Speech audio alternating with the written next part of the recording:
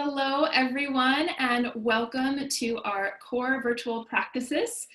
Before we get started, as always, we have a couple of announcements.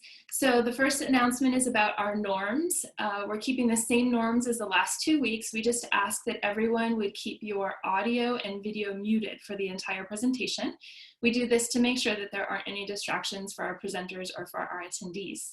We really do encourage you to use the chat function. So if you take a moment right now, on the bottom right of your screen, there's an area to chat. If that's not open yet, the bottom middle of your screen has a few options, and one of them is the chat function. So if you would navigate to that now and introduce yourself to the other people who are there. Intermediate users know that you can change your chats to be either to everyone or to certain people. And so you can send private messages to other people if you want to connect with them. So feel free to say hi to us and introduce yourself in the chat. Also know that the chat is public. We will be uploading that PDF as well as the PowerPoints, as well as the recording of this webinar that are on our website under PD Online, which is in the resources tab for you to access later, and feel free to share with your friends. We know that the presentations go really quickly, so we can pack a lot of information into a little bit of time. So do bookmark that page so you can dig deeper later. And as we've done in the past, there will be an evaluation posted at the end of the webinar today. We do hope that you fill it out. We try to keep it quick and poignant so that we can get information from you as to how we can serve you in the weeks to come as we transition into this different type of teaching and learning. So now I'd like to introduce to you today our two speakers. So we have Rebecca Bluewolf, who is a middle school teacher at Wellesley Public Schools and this year's ACTFL Teacher of the Year. We are honored to have her with us today. And we also have Mike Travers. He's also from Wellesley Public Schools, this time at the high school, a Spanish teacher there. And I selected them because both of them have presented multiple times on the topics that they're going to talk about today. Rebecca on interpersonal practices and Mike on grammar. In fact, Mike was best of MAFLA this year, moving on to NECFL for his presentation, which was really well delivered and received at both conferences. And they're talking about the little twist that they're using, how these two core practices work in the virtual classroom or e-learning. So without any further ado, Rebecca, take it away. Hey, hi everyone. I'm just going to set up to share my screen with you. And here we are. So I think the interpersonal mode is maybe the trickiest one for us to envision as we enter or continue in this period of distance learning with our students. I wanted to set us up with some can-dos today so we have a focus for our work. So you can take a look at those now. And I want to start by defining the interpersonal mode just to make sure we're all on the same page about what we're aiming for. So just take a moment for yourself and think about, for you, what is that interpersonal mode? What are its key components?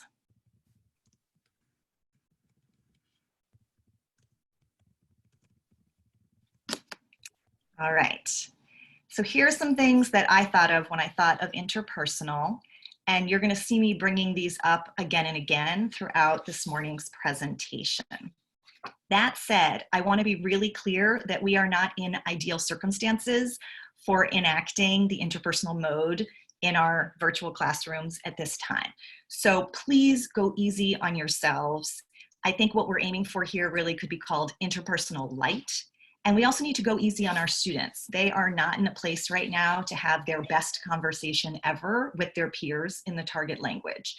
So what I'm going to be aiming for today is to talk about goals that let students maintain their target language use, that avoid backslide, and they just keep the students connected to the target language during this very complicated, challenging time in our schools. So I'd like you to do now is just do a little thinking, read through these scenarios, and I'd like you to just, as I read each one, think, is this interpersonal? And maybe why or why not? Tell your partner all about your weekend. Just decide for yourself. Find out something that you and your partner both did yesterday and something that neither of you did. Think about that one. Describe your favorite outfit for lounging at home. and think if that's interpersonal or not. With your group, decide on the ultimate lounge outfit. What do you think about that one? Interpersonal or not? Take turns reading a dialogue out loud with a partner. Interpersonal or not? Okay, here comes big reveal. All right, so the two that are not crossed out really capture the interpersonal mode, and I've tried to put in bold the key terms that makes that the case. So this idea of finding out something, that there's an information gap in an interpersonal task, so that you have a genuine purpose for communication. There's something you legitimately don't know and that you need to listen for. And then in that second one, decide on that there's some sort of negotiation or process that you cannot do alone. When you are compelled to have a partner in the conversation, that's one way you can be sure you're in the interpersonal mode. So those terms, find out, decide on, can really help you write some powerful prompts for your students as they're doing interpersonal work through distance learning.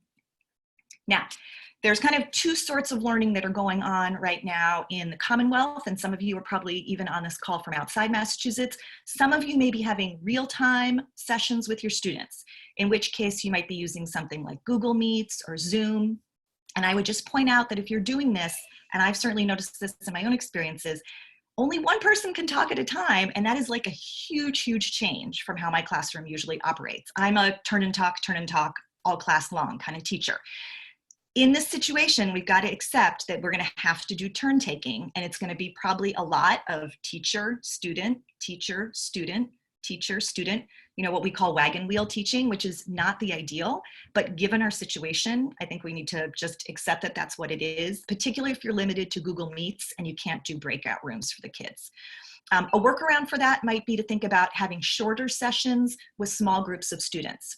So instead of running a 30-minute live session for the whole class, could you do 3 10-minute sessions with 1/3, 1/3, 1/3? Okay. If you're able to use Zoom, then you could think about using breakout rooms. And then as the teacher, you're able to visit each room and pop in on those conversations while the students are talking to each other. And that's going to allow, obviously, for a lot more student talk, which is what we want to generate in our classrooms.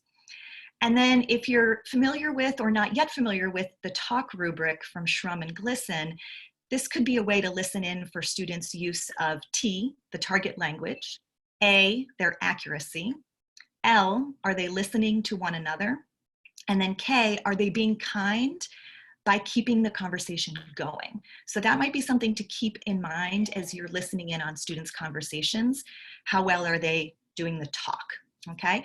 Another way to get some more participation going with some accountability would be to ask maybe one group member to actually tally how much each person is speaking, how many turns each person takes, and to sort of keep a visual tally for the whole group so that kids have a sense that when they participate, it sort of counts towards something and they can see their participation as they go. For those of you who are not able to do synchronous learning, and so everything is happening offline, not in real time, here are some of the resources we can think about for the interpersonal mode. Flipgrid or Padlet, both possible for speaking. Google Docs, kind of going back to the basics here for doing some interpersonal writing back and forth. And I would really think about, in order to keep it interpersonal, we need to emphasize to our students what we want is target language use. We're not worried about it being perfectly accurate. And I think that's how we can kind of try to pull the kids back from their tendency to Google Translate things and then to read aloud what they have translated. I think it's very important to tell kids, I can tell when you're reading, right? I can see the movement of your eyes across the page. And if you're looking for something that's truly extemporaneous and spontaneous, you need to say that to the kids. A couple other ways to enforce that would be to set a time limit for the recording. And I know when I've been using Flipgrid with my students, I'm finding 30 seconds is plenty for me to listen to get a sense of where they're at. And if you're using some sort of a learning management system like Google Classroom, you might think about setting a pretty short due date, just maybe a couple of hours ahead, so that the kids aren't agonizing over it and polishing it too much. I think in truth, we're never going to really know what went on behind the scenes when students are preparing spoken or written work for us from home. But those are some strategies that might stretch us towards a little bit more spontaneous expression. All right, so hopefully we're all familiar, or we've refamiliarized ourselves with that interpersonal mode. Let's talk about writing prompts for real world interpersonal tasks. And I think the two key points here are to think about prompts that have a purpose, and then of course providing appropriate scaffolds so that students are able to complete those prompts successfully. I want to emphasize that even though what I'm talking about today is the interpersonal mode, it does not exist in a vacuum. It's got to be part of this whole cycle. And so if you look on this slide, number one, we're probably going to want to kick off with some sort of interpretive task. And if the kids are doing a listening or a reading, I've suggested some websites that are pretty intuitive to use for students where you can be asking questions throughout their listening or reading activity. That's going to give them some content to discuss when you get to that interpersonal task, okay? So you can base it off the interpretive. And as I mentioned earlier, there's a bunch of different platforms that you can use for distance learning for interpersonal. And then hopefully you're not stopping there. You're going to take it to the next place, and whatever the kids learned through that interpersonal interaction is going to become the base for some sort of a presentational task where they write about what they have discussed. So just keeping in mind that cycle as we write our prompts. Now, I think what's going to be most successful for kids to talk about is anything that has a personal connection. So we can think about text to self connections. Oh, I read this article about a girl who's staying at home in France due to home confinement in France, and this is how it relates to my experience here in Massachusetts with staying at home. Thinking about peer to self, if each child shares something about their experiences and then the other kids go in, read those experiences and say how they are same or different, okay? Or you're having a conversation back and forth trying to find out what's same and different. Target culture peer to self. Again, when you find an authentic resource that refers to peers, I think that's extremely powerful for our students. And then lastly, I think this is a really emotional time for probably all of us. And I think making room for that emotional response in our prompts is going to yield more buy-in and interest from our students at this time. I mentioned earlier the importance of an information gap. And again, when we're writing the prompt, I think we need to be asking ourselves from the student perspective, not the teacher perspective, because we want to listen to what the kids have to say, but for the kid-to-kid piece, why should I listen to this person? And what am I listening for? Making that really clear to our students when we assign a task. So I'm hoping most of you are familiar with the idea of think, pair, share. And something that I just heard about at the Central States Conference about a month ago is this idea of think, pair, compromise. And I'm just going to show you a couple of examples of how it's a little different. And just with a tiny tweak, I think you can get a lot more out of students' interpersonal interactions. So for example, all of our kids are sitting at home. A great conversation topic is to try to ask, how are you spending that time? So here's a progression where students begin with an individual writing task. What am I enjoying doing at home? That's the think. Then they can share out to the group. That's the pair, or in our current scenarios, it might be whole class one by one sharing. We're going to do what we need to do. And then the reason that we have to listen to what other kids are sharing about what they do is that we're going to have to come to a compromise. What are some activities that we all enjoy doing at home? Okay, so that's your think, pair, compromise. And the interpersonal aspect only comes in that last step. The compromise is where there's going to be some back and forth. Oh, wait, hey, did you say that you like playing on your Nintendo Switch? Oh, okay, I do too. So can we put that as one of the things we both like? All right, so that's where the magic happens for the interpersonal. Here's another example. My current unit when we left physical school was on work-life balance and quality of life. So I've tried to keep that going and ask the kids to look at this authentic resource that you see pasted in the corner and just ask them to rank for you what's most important to your quality of life. Then they can share, and then with their partner, can they create a new list of their joint priorities for quality of life? So again, think, pair, compromise as a way to create an information gap and a purpose for communicating with a partner. As students are doing this work, they're going to need their speaking scaffolds. They've been away from the language. They're seeing us for less time. They're getting less and less of that exposure. And so we really need to make sure that we're supporting them while they're producing the language, that they have the tools they need. And I know for my students, a lot of them left school without some of the physical papers that we used to use to provide scaffolding. So we could think about sentence starters as a powerful scaffold. I'm going to show you an example of that in a minute. And then I'm going to show you an example of what we call like a chat mat that has some key phrases that students might refer to during an interpersonal task. So let's take a look at the first one with sentence starters. This was the prompt I was just telling you about with the quality of life. So you can see at the top, it begins with that individual pre-writing where the student's jotting down, okay, what's my quality of life list? Then I was able to put them in breakout rooms and Zooms. They were having small group conversations. They're sharing out what's important to them. And then where the big circle is, that's where we get into this interpersonal piece. Okay, but I'm providing some scaffolds in those sentences that are in italics. So first for the group sharing piece, the first time that the students actually need to speak, I'm giving them the prompt. For me, blah, blah, blah, blah, blah, blah, are important. And then in terms of the agreeing piece, what we're aiming for is for us, blah, blah, blah, are important. So just giving the students the sentence frame. These are expressions that I would be normally expecting them to come up with on their own, but I want to be really clear with them that I'm providing the pieces, and I'm hoping by providing the scaffold, I'm going to get a more extended form of text type that the students are going to be able to at least express themselves at the sentence level rather than keeping it at a simple list. So trying to push them forward a little to express with a little bit more depth. I mentioned another kind of scaffold is what we call a chat mat.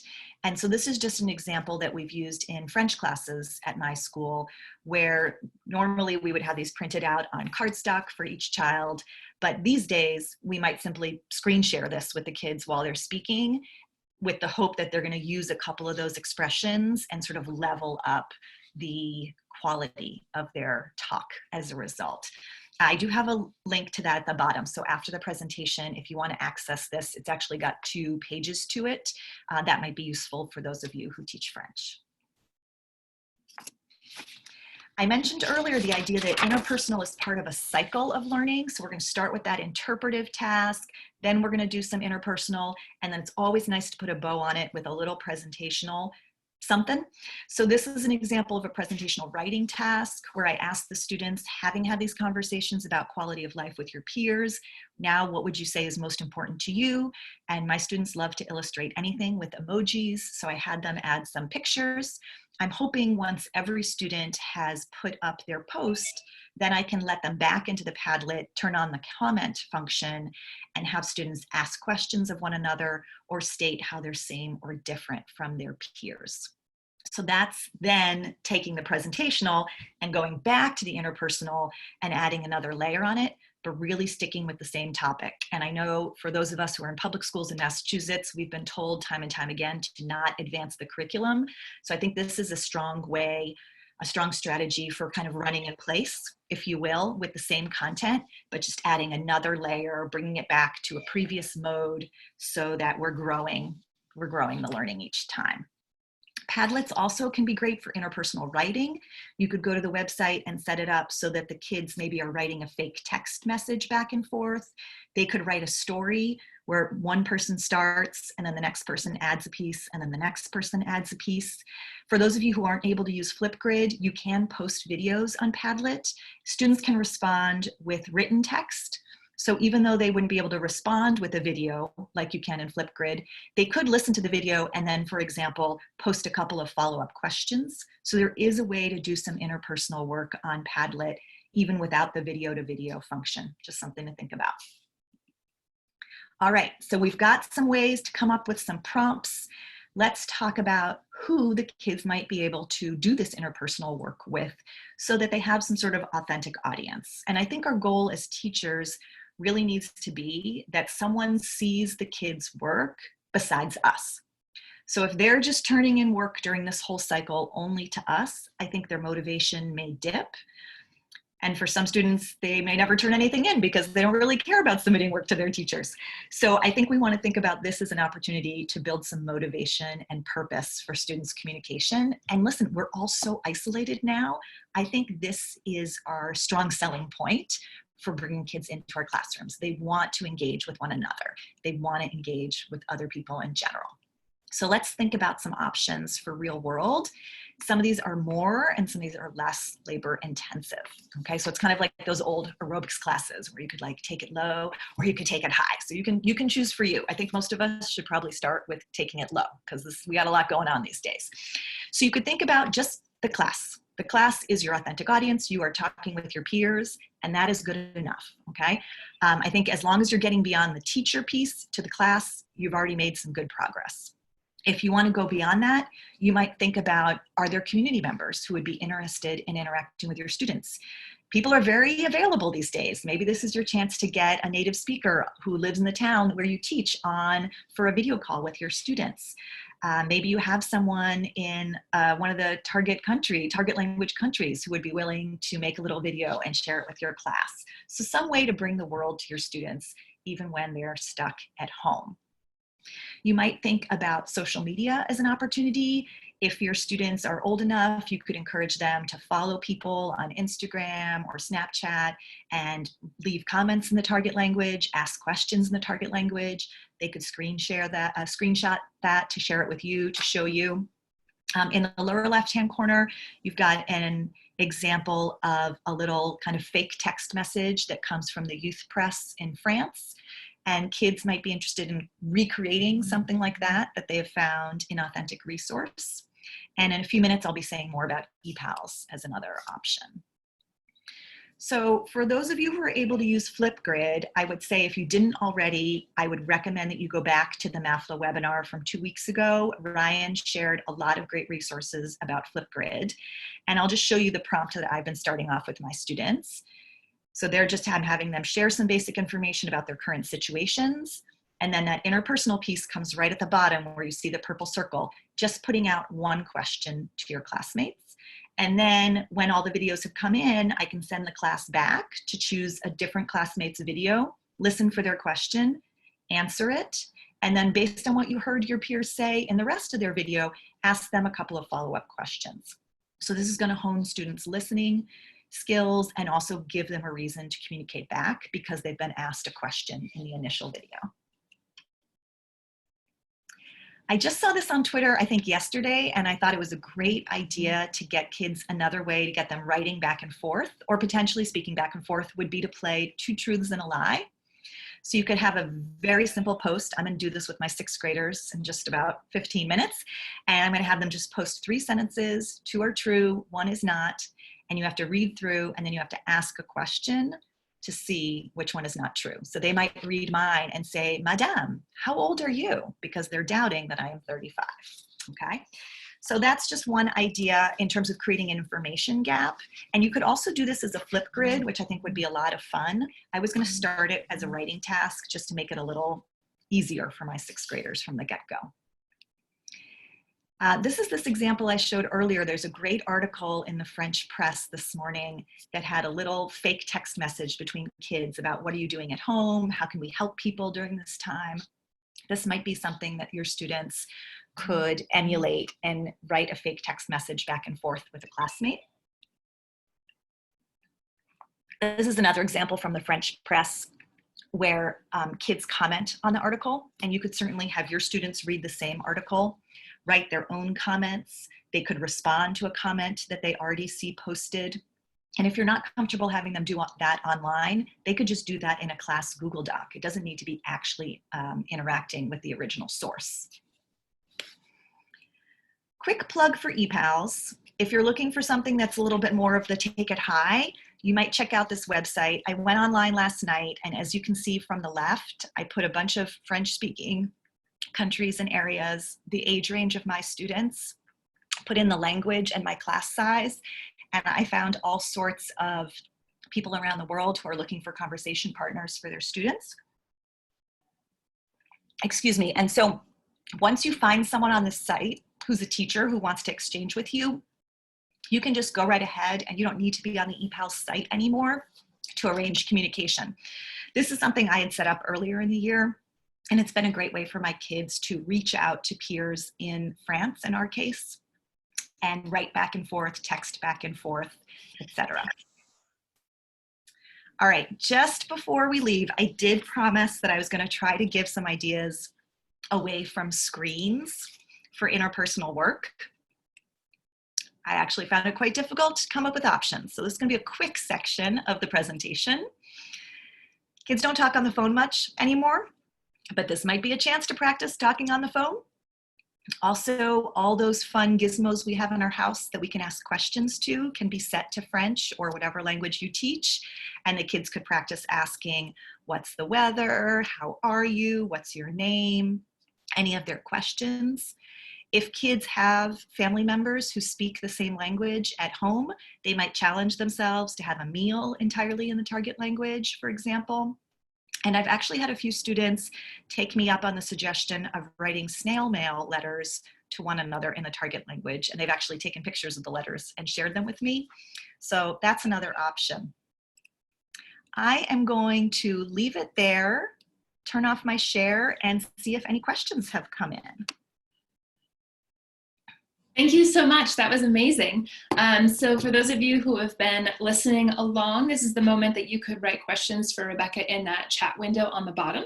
And we already do have one question here. So I think this person was inspired by your Flipgrid and wonders, which probably happened earlier in the year for you, how you formatted that for students in the beginning. What instructions did you give? And how did you make sure that they knew how that works? Okay, so I should have probably done this earlier in the year, but literally I just set it up last week when I realized I needed another tool. So it plays nicely with Google Classroom, so that imported all the student information for me. And if you go back in the slideshow when they share it after the webinar, you'll see the exact prompt. And then I made a video myself as a model so that the kids could listen and see what I expected of them. I would recommend 30 seconds or less, and turn off the like feature so that the kids aren't competing or feeling bad that they don't have as many likes on their videos as their peers. But I hadn't really done any prep on it. I have definitely had to answer a couple emails from kids who couldn't figure out how to use it. But we've been troubleshooting, and yeah. Awesome. Another question that sort of ties into what you just said about the option you have when you're setting up your Flipboard grid, whether or not students can like something. Do you have a way to ensure that students are broadly responding and not just responding to their friends? This person's fear is that one student who might be a little bit more shy or timid doesn't have anyone responding to them. So when it came time to create the responses, my directions were, you need to find a video that does not yet have a response and start there. And then to model that, I chose the child who I thought was least likely to get a response, and I responded to theirs. So I said, everyone should look at so-and-so's video to see my response, and then you'll know what to do. And with one exception, every class has followed that, and you see one video posted with one response. So I think just to be really explicit, you could assign, but honestly, not all the kids are doing all the work right now. So first you'd have to figure out who did it, and then you'd have to anticipate who you think is going to do part two. So maybe just put out a general, do it for someone who doesn't have a response yet. Right, that's a great idea. And we have a couple of questions that I'm actually just going to say, but we don't have to answer all of them.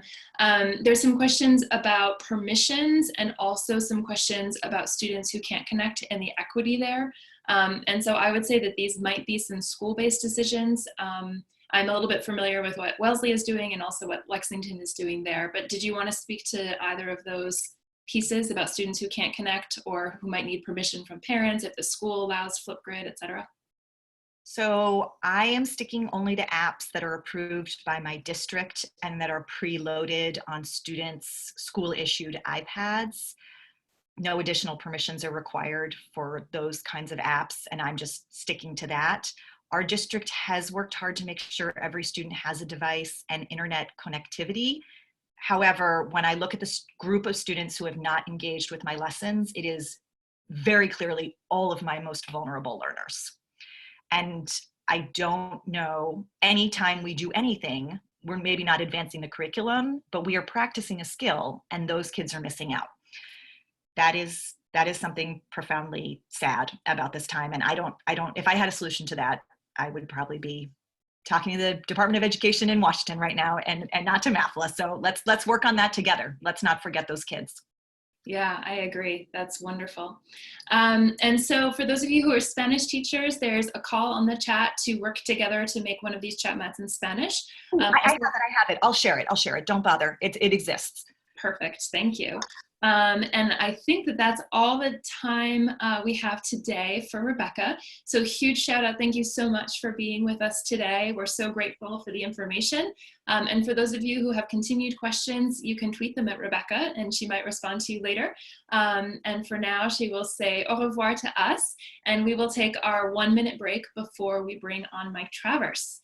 So take a moment to breathe and then we'll move right on in just a minute.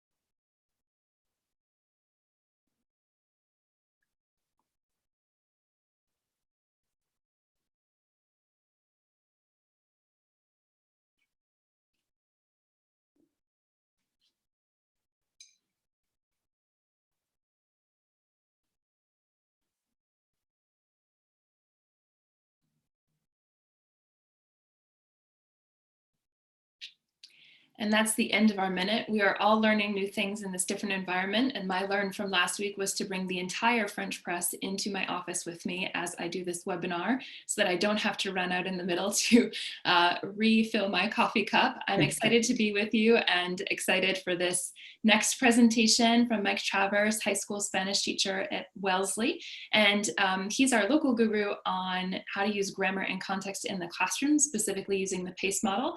And I am thrilled that he's going to talk with us today about how to add the virtual twist. Again, if you have any questions, you can put them in the chat window on the bottom and I'll be taking those the whole time and then asking them at the end. I guess that's all I have to say. Take it away, Mike. Awesome. You can see my screen, right? Hopefully so. So good morning, everybody. So as Becky said, my name is Mike Travers. I'm very excited to be with you today to talk about the thing that everybody wants to talk about, but at the same time, nobody wants to talk about. So we're going to be talking about going virtual with grammar in context. It became my sort of obsession a little bit when I started switching to proficiency-based teaching, because this was kind of the part where a lot of people were starting to get stuck. And I wanted to come up with as many ways as possible to kind of incorporate it so that grammar didn't become that sort of elephant in the room. So let's take a look at, this is what I was thinking for our goals today. So before I go into any strategies or anything like that, I want to start by explaining what does it mean to teach grammar in context? And I also want to put that in perspective in terms of digital learning. So I want to make sure that we see what that looks like. And then from there, I've developed some different strategies so that you can evaluate on your own which strategy to teach grammar is going to best help you in your own digital learning classroom. So let's get started. So we're going to start out with explaining what it means to teach grammar in context in terms of our digital learning. So we may or may not have seen these ACTFL core practices, which is what this is based off of. So ACTFL came out with this outstanding document that kind of defines what it is we're looking for in terms of teaching. And these core practices, for me personally, define what it means to teach in a proficiency-based classroom. So we're looking at things like target language use. We're looking at using authentic resources. We're looking at what Rebecca was talking about, designing oral interpersonal tasks, planning with backwards design. I'm going to skip that one for a second, and providing appropriate oral feedback. So we're focusing on this one. So in the context of a classroom, this one can cause a lot of difficulties for teachers. This is like one of those last hurdles that teachers try to get over as they move towards proficiency-based teaching. Then we add a new context, the new context being virtual learning. So we're going to talk about what this looks like in the classroom in terms of what it could be different when we look at it outside of the classroom. So we're going to kind of dissect. So at the bottom here, ACTFL came up with this really good document that explained what they call their guiding principles. So they go into a lot of detail about what does grammar as a concept actually mean and what does it mean to use it in context. And so when you look through the document, a lot of people kind of have these preconceived notions of what it means to teach grammar. And so ACTFL itself kind of divides it into 4 categories. The first thing that ACTFL says, and you're going to hear me say this a lot in my examples, grammar should be chosen in the context of a theme to promote communication. So a lot of us will sometimes be following a textbook, and the grammar doesn't always add up. I remember back before I was teaching for proficiency, there was a unit on parts of the car with negative commands, which those are, first off, me doing anything with parts of the car is that's just not meant to be. The little light goes on and I'm like, I don't know what to do, keep driving. So, and the fact that I could only say negative things like, don't do this, don't do that, that's not in the course of a theme, right? So I'm looking for things that actually match. I'm trying to be the matchmaker between saying, all right, I want to talk about future goals. I probably want to use the future tense to go along with that. Another important piece, and especially now that we're in this distance learning, this virtual learning, learners need to know why they need to do this. They really want to know. They don't want to have to be conjugating verbs just because you tell them to. They want to be able to do something with it, right? So explaining to learners that, hey, this is the future tense, or saying we're talking about the future time frame, and you're going to use this to be able to talk about events in the future. Or we're going to talk about narrating in the past, because don't you want to talk about what happened in the cafeteria? Don't you want to talk about that show you just watched last night? Those are sorts of things to kind of get them involved with it. Another big thing is the focus is going to be on the meaning of the words and not necessarily on the forms. So a lot of the times we kind of do the opposite, where we start by teaching the forms and have the meaning kind of follow with that. Here we're kind of thinking of grammar almost as vocabulary, where we're teaching individual words instead of teaching the entire conjugation of a verb. Now we're saying, all right, well, you need to say I went, yo fui, right? Let's teach them that sort of thing. And the last part is that learners should have experiences learning grammar explicitly and implicitly. And this is actually probably the most surprising part of the document, is that a lot of people go into one of 2 camps. They say, I am only implicit and nothing else. I am only explicit, nothing else. And it's kind of this mesh between the two is what ACTFL is kind of saying, that we need to have some moments of implicit where learners kind of discover on their own. And then we have other moments where things can be explicitly shown. Okay? So with that said, there's a lot of stuff that says what ACTFL doesn't mean, right? So one of the first things that people kind of interpret when they hear grammar as a concept is they say, oh, well, we're just going to stop teaching grammar altogether. There's to be no grammar whatsoever. And that's not what ACTFL is saying. ACTFL is actually saying that we still need grammar. Grammar, if you take out the word grammar and replace it with structures, or replace it with certain language structures, you need grammar in order to communicate. If you don't have grammar, you don't really have the language that they're trying to use at that point. So saying that we're not going to do any grammar is not the goal here. But at the same time, our grammar courses should not be grammar intensive, right? So like I was saying before, it needs to be chosen deliberately with communication in mind. So everything we do has to be with that goal of, you're going to be able to talk about this. You're going to be able to narrate this, right? And I think now, especially with distance learning, that's super important, because some of us might fall into the idea of, well, we're going to do a bunch of verb conjugations. We're going to have a bunch of worksheets. And that's not what kids want. And more importantly, that's not what kids need at this point. Okay? Kids need to see that communicative purpose behind what we're doing. And then the last piece that gets people kind of hung up is saying, well, I should teach grammar only explicitly or only implicitly. And so what ACTFL ends up saying is that students should learn grammar explicitly and implicitly in the context of your unit. All right? So in the classroom, this can be a bit of a challenge, and it takes a little while to get into this mindset, but once you do, it's awesome. It's excellent, excellent, excellent, and the kids get much more involved in it. And once the kids are kind of hooked into seeing, I need this in order to do this particular task or this particular thing I want to be able to talk about, the engagement level is super high. Now we're working with a little bit more of a challenge now that we're doing distance learning. So we're going to be kind of battling that, and we're also going to be battling Google Translate. And that's going to be kind of a challenge for us. So this is another thing that kind of bases a lot of what I talk about and a lot of what I'm going to talk about in one of the strategies I'm going to share with you. So if you have not read The Keys to Planning for Learning by Donna Clementi and Laura Terrell, it is available through ACTFL at the moment. It is one of their awesome resources that they're sharing for free, so you can read the book. And so they do an excellent job talking about these key language functions. So these functions, if you look at them, can be done from anywhere from novice all the way up to distinguished and superior levels. So talking about describing people, places, and things and how well, asking and answering questions, expressing feelings and emotions, expressing advice, opinions, and preferences, telling and retelling stories and sequencing, and expressing hopes, dreams, and possibilities. So as I read these, you may or may not be thinking about what grammar kind of matches up with each one depending on the level that you're teaching. So I think of expressing feelings and emotions as one of the easiest ways to think about this.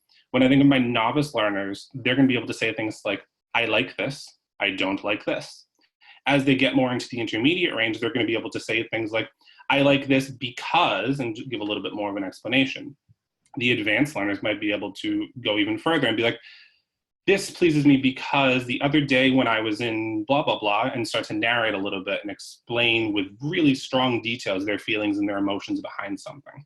So all of these key language functions kind of guide the grammar that we actually need. So when I'm planning my units, whether it's remote learning or whether it's in the classroom learning, what I'm choosing are the language functions they need, and based off that, what grammar supports those language functions. One of the examples I'm going to show you in a few minutes are ways that you, from your computer, are actually able to engage with that. So that was a lot of information probably at once. So I'm going to continue on and we're going to talk about some of those different strategies because a lot of this is the research, a lot of this is the background. And I always like to start with that just to kind of give you that conceptual ideas behind what I'm talking about. But I want to show you, I think I'm going to be able to get through 3 examples of how we can teach grammar as a context in terms of digital learning, okay? So here are the options we're going to be talking about. I'm going to be showing you a writing activity.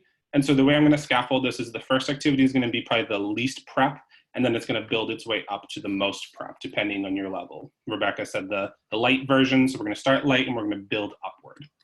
Then we're going to look at that language function practice. We're going to then go into the structured input sort of phases. And I don't believe I'm going to have time for it today, but I'm going to give you my blog post right here for you for a pace-like lesson so you can still do discovery grammar from the comfort of your home. So what I've done, I'm going to say this a couple of times, and that tiny URL will repeat itself several times. I've created a blog post on my madlanguageteacher.weebly.com. And what I've done is I've explained in a lot of detail these 4 different lessons. I've provided templates for you. And I want you to know going into this, I've tested 3 out of the 4 of these I've tested with my students. And I've gotten really, really good results. I've tested the writing, the language function, and the structured input, and I'm trying the pace one next week.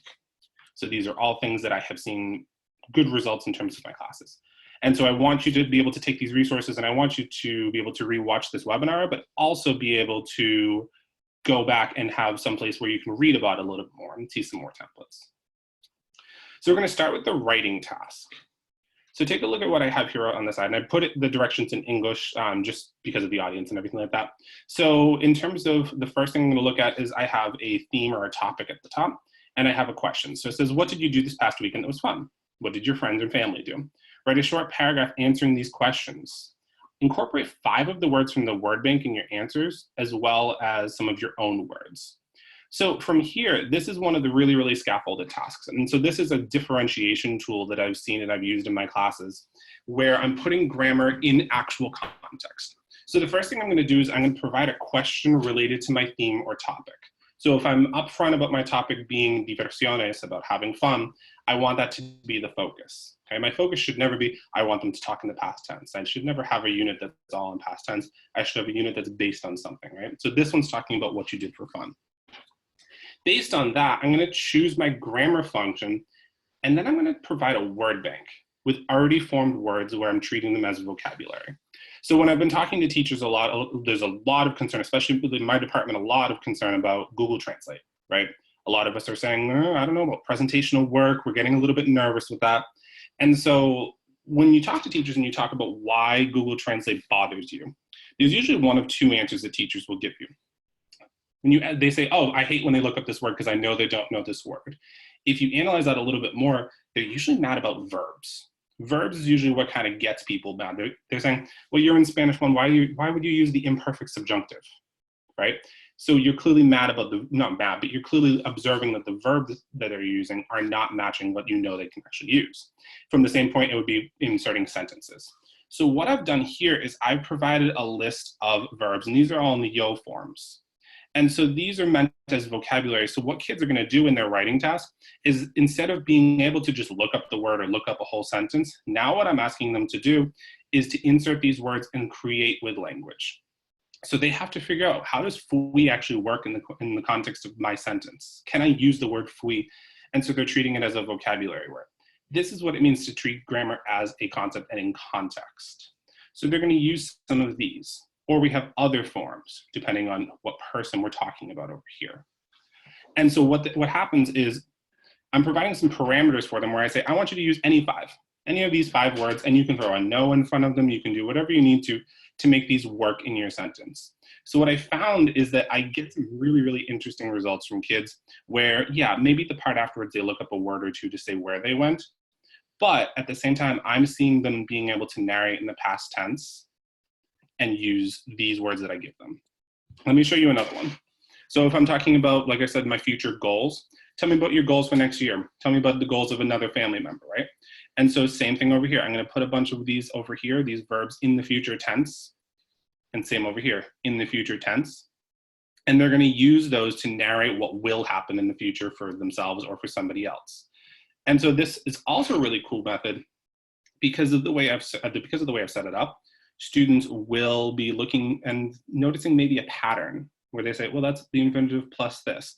So in a way, whether this is a grammar concept I've done before, or whether this is a new grammar concept, patterns can still be developed with students. And I know some people may be wondering, well, what would happen if I just didn't put the Google Translate in there? Or not the Google Translate, sorry, the definition, as I used to saying it. If I didn't put the definition, the reason I did was because I fact-checked backwards. So I went and I typed in fui into Translate, and I got I was. And so what I didn't want was kids to look up these words and use them in different situations. I know that fui does mean I was, but I wanted them to use it as I went. So by providing these definitions for them, it kind of added that extra level of support. So we're going to talk about the second method here. So this is the key language functions. And again, I'm bringing up this document here because this is where I'm going to base a lot of what I'm talking about. So basically what we want right now is, in terms of my district, we're talking really about being able to recycle language. So some of us may have done Zoom calls with our kids and realized, the level that they were at when they were in the classroom versus the level they're at right now, things have shifted a little bit. So what I want to do is I want to bring back these main ideas and remind them, we've talked about telling stories and stuff, right? You've been able to ask and answer questions. Let's keep working at those skills. And that's what this really is all about skill building. So this is another one that I tested with my students, and my students really responded quite well to this. So what I'm going to show you in a minute is a template that I'm also providing for you with the tiny URL at the bottom. So the first thing I'm going to do is I'm going to pick a topic, again, picking the topic for what I want them to talk about. So if we've been talking about a unit on houses, I want them to talk about houses. If I'm in a unit on science and technology, I want science and technology to be the basis of what I do. That way they have something to communicate about and they have that actual context for it. From there, students are then going to write a few sentences for each of the prompts, showing off as much as you can. I love to use the expression showing off because it kind of gives them that self-confidence that they know what they're doing, that they're the pros at this, right? And that way it hopefully kind of builds that confidence in not needing to use Translate or anything like that. The final part is students are then going to self-assess and say how well they did on each one. And it's not a grade, right? I'm not grading anything. I'm just asking them, did you do it with ease, or do you want to review this concept a little bit more? So here's what I've set up for them. Okay, and I've put this in English just for the sake of what we're doing right now. So let's imagine I'm doing a unit on the house, okay? So here I have 3 different boxes. So I'm going to choose different language functions that all talk about the house, but in different ways. So look at the first one. Describe what your house is like with as much detail as possible. So if you think of those key language functions, that's the first one, describing with detail, all right? So this is for my Spanish 3s, intermediate mids, I'm looking for them to be able to use connected sentences and give me some really strong descriptions about their house. The next thing I could have them do is tell me a short story about what you did in your house yesterday. So now we're still talking about the house, but we've changed it from describing different rooms of the house. Now we're saying, all right, I want you to tell me a quick story. So I'm looking for narration here. Another part, ask a few questions to learn about Señor's house. Here I'm looking for that language function of being able to ask questions. So this is a task that could take several days. I would never expect students to do all of this in one day. That would be a lot for them to be able to handle, right? So they would complete maybe the first one in one day, because based on DESE guidelines that we're going through with right now, we want things to be at about 15 minutes of work. Down at the bottom, this is this idea of that metacognition feedback, which is basically them self-reflecting on how they did. So they're going to say, I did it with ease, or I need some more practice. So when I talked with the students that had done this kind of during that optional learning period, they said that that actually kind of relieved their stress a little bit, because they were able to say, you know what, I actually need some more practice with this, and I feel okay saying that. Or the ones that said, I did this with ease, I felt really, really good about that. I remembered this from when we talked about this in class. So this is an actual example from a student who gave me permission to use theirs. So the topic was school, right? So let's take a look. So the first part would be ask 3 questions to a student who's in the middle school. And so here we see they actually asked 4 questions. Then we see what's your favorite class and why? And we see their explanation here. What do you do every day in your class, right?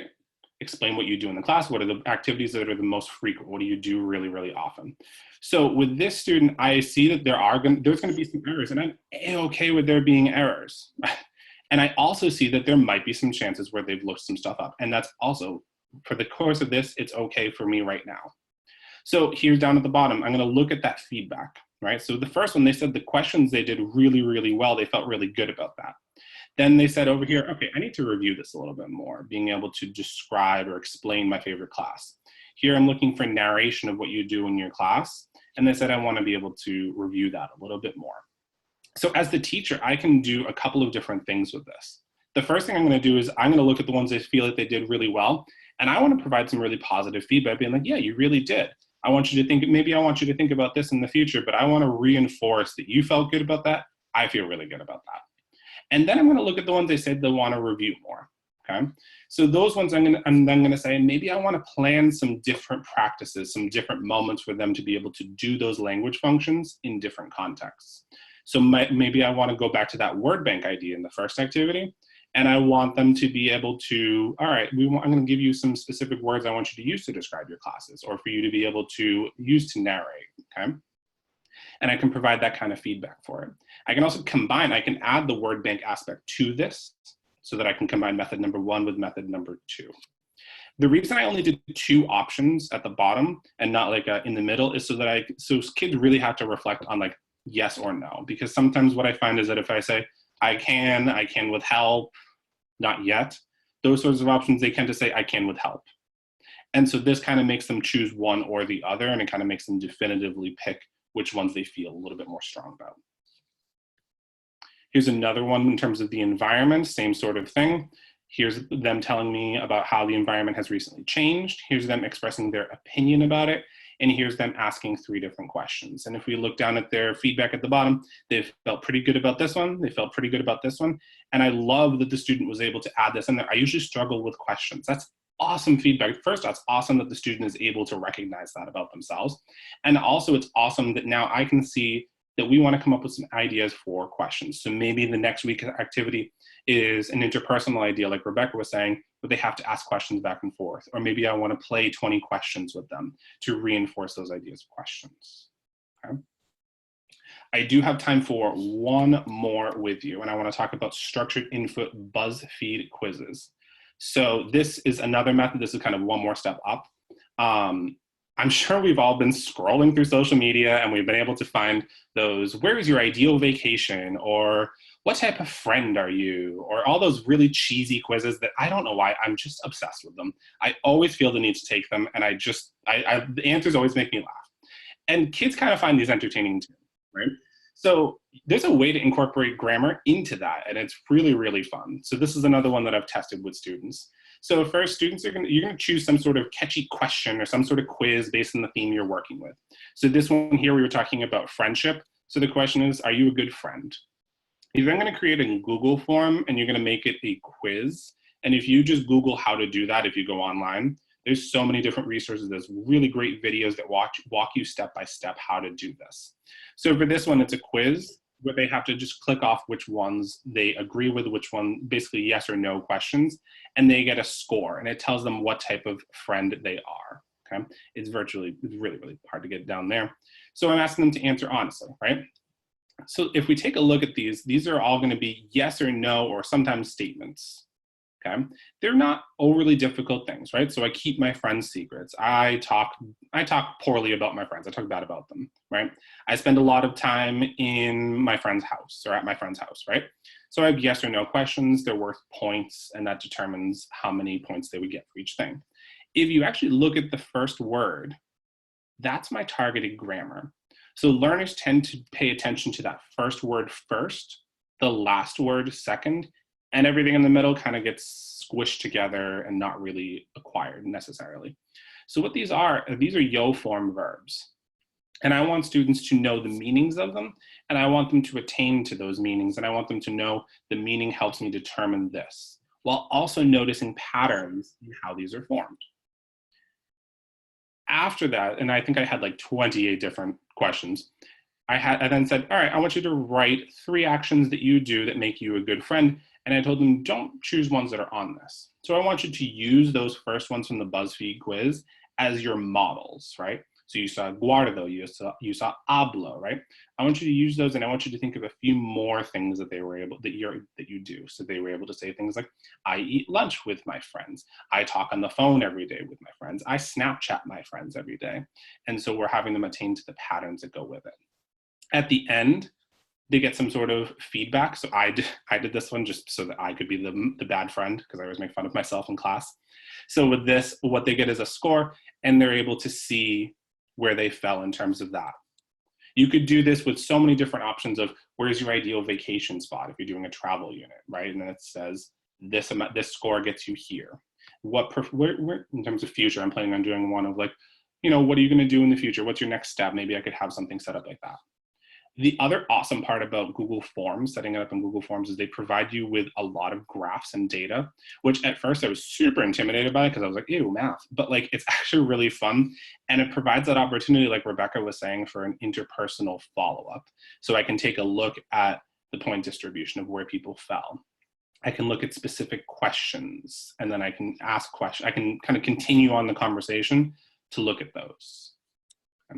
And so that's really simple, the simple data that you can get in a screenshot, and then you can put it in a Padlet, you can put it on your Google Classroom, and it really provokes some awesome conversations while also attending to the grammar form.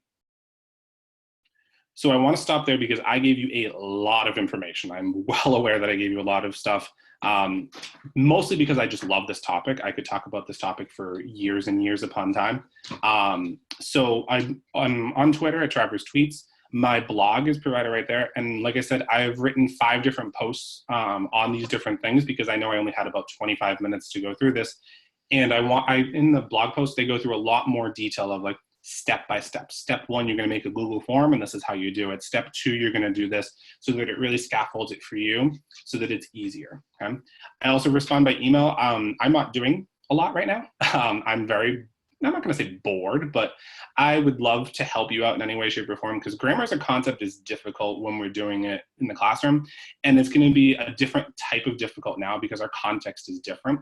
But I'm super excited for the possibilities of doing this, and I want to know if you try any of these out, tell me how it works. These are all prototypes for me. So if you find that something different, if there's something you would modify with this, I would love to hear from you, and I'd love to continue working on this with you. And I'm now going to stop sharing so I can see you all. Awesome. Thank you so much, Mike. There was a lot of great information, and people were commenting really positively in the chat window. So if anyone has any questions, this is the time to put them into the chat window. I think so far people kind of answered the questions that had been asked in the chat. So I'm just looking through to make sure I haven't missed anything. There was one question about the... I'm going to say beforehand, my lights are flickering, so I may lose power in a minute. So just if I lose power, just move on. Okay, good luck. No worries. The one question that was asked was specific to the Are You a Good Friend Google form. Was that also for your 3 intermediate mids, or was that? No, that was for my level 2. They were at starting at an intermediate low. Okay, great. That was actually one that I did with them in the beginning of the year. in September in class, but I could definitely see how that would work in distance learning. Yeah, and you could certainly level it up for different years with different questions, or obviously different topics. Absolutely. Like with my 3 intermediate mids, we're going to be talking about future, our eventual performance assessment, whether it's assessed or not, is to make a vision board of how you view your future being. And so what I really want to do is one of those BuzzFeeds about, like, you know, what's your next step, like those sorts of things. Like, what will you do in your future? And I want to create like a big long BuzzFeed of that, with different options for them. And I'm going to keep posting stuff on Twitter the more I keep working at this, because I feel that this is not something that can be done alone. This is stuff I like that needs to be done with groups of people, and all of us trying it out, trying our best, and being a-okay with the fact that sometimes the stuff ain't gonna go as well as we think it will. I've definitely had some where it's fallen right on my face, but I think I learned the most from those ones. Absolutely, and I think the vulnerability of teachers at this time is really helping students to be vulnerable, because they're just as nervous about virtual learning as we are. Absolutely. And I'm grateful to you and to Rebecca and all the other people who have been posting things online, just to share their ideas and to sort of chat with others about what other ideas are out there. So you can check out Mike Travers and Rebecca Bluewolf online, as well as myself if you're interested. And I don't see any more particular questions to what you have here. I think you were incredibly clear, and a lot of people are saying how they can definitely copy and paste that house graphic with the black and white statements on the bottom about whether or not they can do this alone, they're fine with it, or whether they'd love more practice. I think that's a great way to elicit feedback from them. And that's available on my blog. I've got the templates right there for you, and you make a copy and it won't be messing up my copies, because I know that's a big Google problem sometimes. Yes. Awesome. Well, thank you so much. I see we have representation from all over the United States on this webinar. Thank you so much for being here. Thank you to Mike and to Rebecca for your insight and your vulnerability and your bravery and sharing what you're doing in the classroom. And thank you to Mafla for supporting this core practice in the virtual world. And again, for those of you who are joining us online, we have an evaluation. I'll post it again in the chat. And we would love to hear from you so that we can have some more ideas for what's coming in the future. I'm excited to announce that next week we have Dory and Andrea from Glastonbury Public Schools talking about how to do culture as a virtual core practice. And then also we have Charlotte Gifford, who teaches at a community college level. She'll be talking about backwards design as we prepare to teach virtually. So things not to be missed. We will see you next week at 10 o'clock on Friday. Thank you all. Hi, everyone.